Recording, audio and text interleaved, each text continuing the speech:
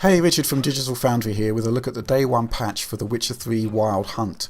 There's been talk of poor performance on review copies of the game, plus discussion on frame rate improvements on the Day 1 patch coming at the expense of overall image quality. We wanted to get to the bottom of that, and we also really wanted to check out CD Projekt Red's dynamic scaling technology. So the idea here is that the game automatically changes resolution from its base 900p to a maximum of 1080p according to GPU load at any given point. Right now we've only got the Xbox One version of the game, and it's worth pointing out that it's the PS4 version that has been the focus for most of the reviews, so there may be some differences. However, what's clear is that The Witcher 3 runs with an unlocked frame rate both in its pre-patched and patched formats. So that means that frames are rendered as they are completed, resulting in an inconsistent update. And we can't help but feel that a 30 FPS cap would actually be instrumental in producing a visually more pleasing presentation overall. That said, it's clear that there has been a performance improvement overall. It's not especially dramatic and it's most notable in cutscenes, but it should help maintain visual and controller response when the engine is most under load during gameplay. The downside is that shadow draw distance does appear to have been compromised a touch. Not a major change, but it does result in some artifacts.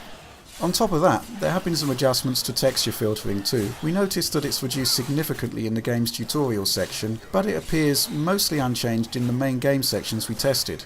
There have been some concerns that this important element of the visual presentation has been tangibly downgraded in Update 1.01. But across the run of play, our test suggests that there's overall parity, and in truth it's one of the less impressive elements of the game's overall visual quality, whether you're running with the update installed or not.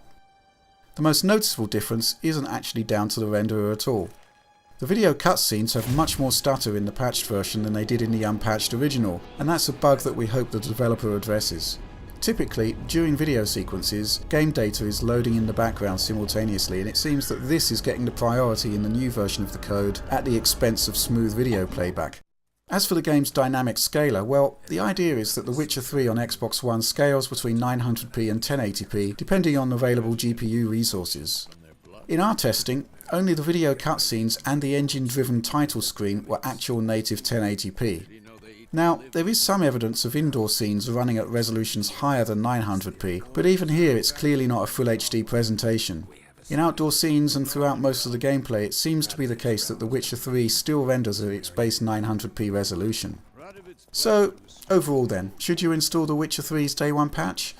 It has its issues, but on balance the performance increases and the bug fixes put into effect throughout the game make it a worthwhile update. But it's clear that the game isn't quite as final and as stable as it should be. We'd like to see the cutscene stutter eliminated, and a 30 FPS cap with proper frame pacing would also be welcome. So that's all we've got for now. We'll have more Witcher 3 content throughout the week, and if you'd like to see more, like and subscribe, and we'll catch you later. Thanks for watching.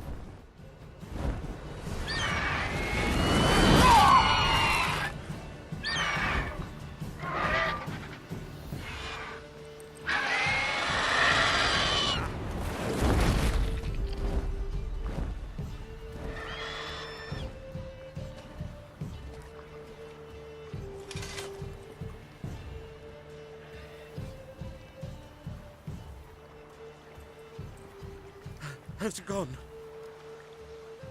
Yeah. Come out.